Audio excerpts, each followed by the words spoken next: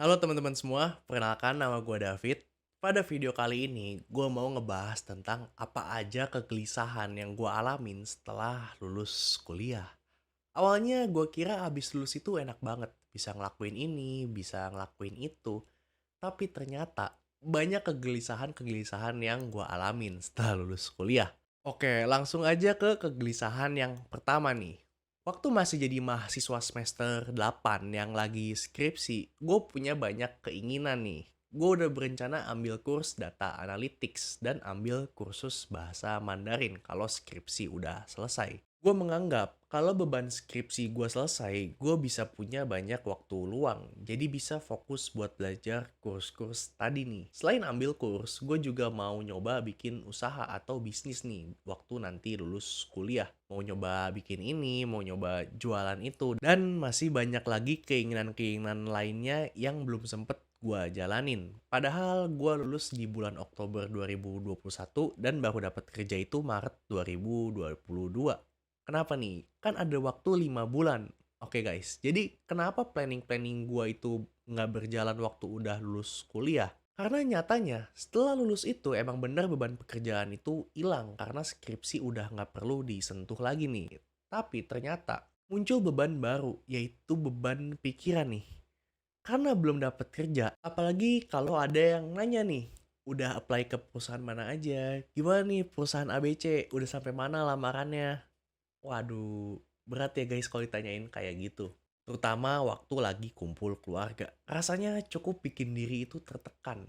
Waktu masih 1 atau 2 bulan lulus, tekanan buat nyari kerja itu masih belum terasa. Tapi waktu udah 3 bulan dan ditanya kayak tadi, wah rasanya tuh kayak pengen menghilang aja gitu. Jadinya, walaupun punya waktu kosong buat belajar kurs atau nyoba bisnis, tapi secara nggak langsung, pikiran gue itu susah fokus buat ngejalaninnya. Seakan ada beban pikiran karena mencari kerja itu menjadi suatu keharusan. So, pesan dari gua buat kalian yang mau ambil kurs atau nyoba usaha ini itu, jangan tunggu lulus dulu. Gue cuma mau bilang nih, kalau udah lulus itu emang bener beban pekerjaan kita itu hilang karena nggak perlu lagi bikin skripsi.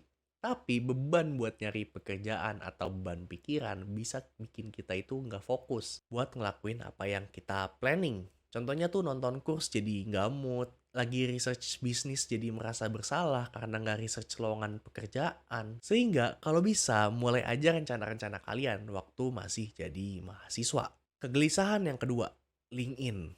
Permasalahan ini juga mendukung munculnya beban pikiran. Waktu lulus kuliah, gue punya LinkedIn dan juga nyari lowongan pekerjaan dari LinkedIn sebagian. Karena di LinkedIn ini gue saling terhubung sama teman-teman gue di ITB, jadi gue bisa tahu nih kalau teman gue update status pekerjaannya. Misalnya si X start a new position as management trainee, terus si Y start a position at Big Four company.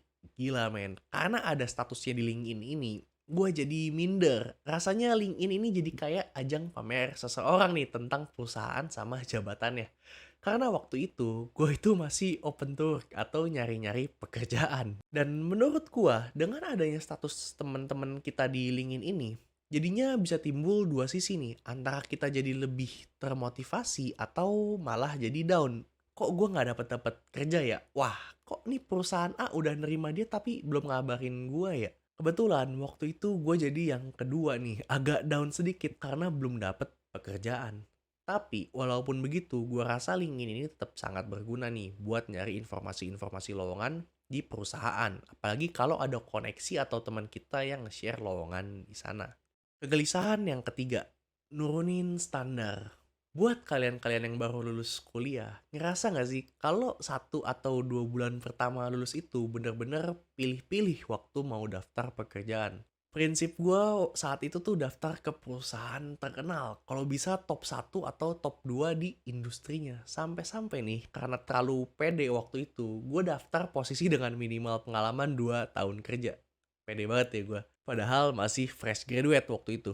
Ya gue nggak tahu ya ini gue doang yang lakuin atau banyak fresh graduate yang kayak gini juga kelakuannya kayak gue. Tapi karena belum dapat kerja selama 2 bulan lebih, di bulan ketiga dan seterusnya, gue mulai nurunin standar. Gue mulai daftar ke perusahaan-perusahaan yang bukan leader di industrinya, bahkan second liner ya. Hal ini itu dikarenakan beban pikiran dari ngeliat teman-teman yang udah kerja. Dan juga karena pertanyaan udah lamar kemana aja. Karena udah 3 bulan lebih belum dapat kerja, akhirnya gue memutuskan buat menurunkan standar. Supaya perusahaan-perusahaan yang gue lamar bisa lebih banyak atau lebih luas jangkauannya. Kalau buat poin ketiga ini, gue bingung nih ngasih sarannya gimana. Karena ini balik lagi ke masing-masing orang. Pasti ada aja orang yang kayak gue, udah lulus agak lama, terus merasa tertekan karena belum dapat kerja. Tapi di satu sisi tuh pasti ada juga orang yang cuek atau bodoh amat dan tetap mempertahankan standarnya waktu nyari kerja. Oke, lanjut ke kegelisahan yang keempat. Di ghosting perusahaan.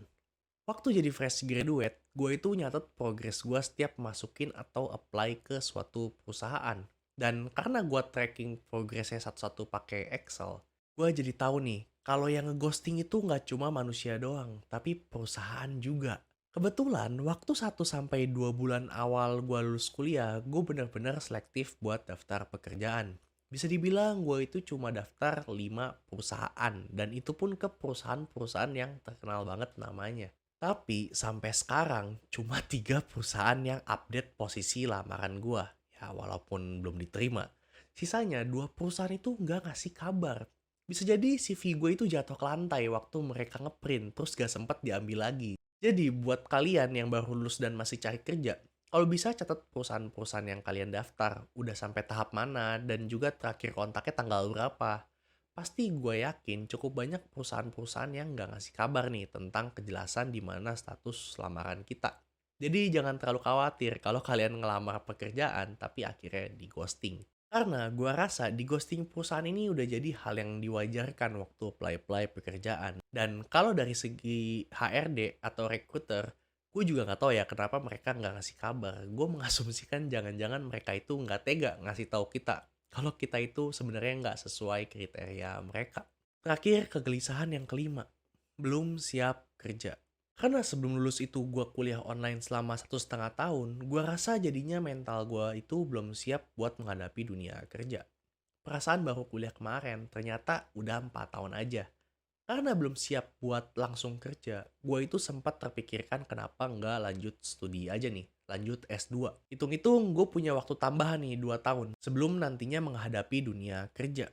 Tapi kalau gue langsung S2, waktu gue buat nabung juga bakalan berkurang 2 tahun. Dimana kalau gue langsung kerja, gue bisa mulai nabung karena dapat gaji tiap bulan dari pekerjaan gue. Jadi sekian aja sharing dari gue tentang kegelisahan gue pribadi yang muncul setelah kuliah. Buat kalian-kalian yang udah lulus kuliah nih, gimana? Ada nggak kegelisahan-kegelisahan yang dialami? Apakah ada kegelisahan yang sama kayak gue? Coba ngobrol di komen ya. Oke teman-teman, semoga video ini bisa memberikan insight buat kalian dan buat kalian yang mau bertanya-tanya atau ingin diskusi, bisa banget di kolom komentar. Bye-bye.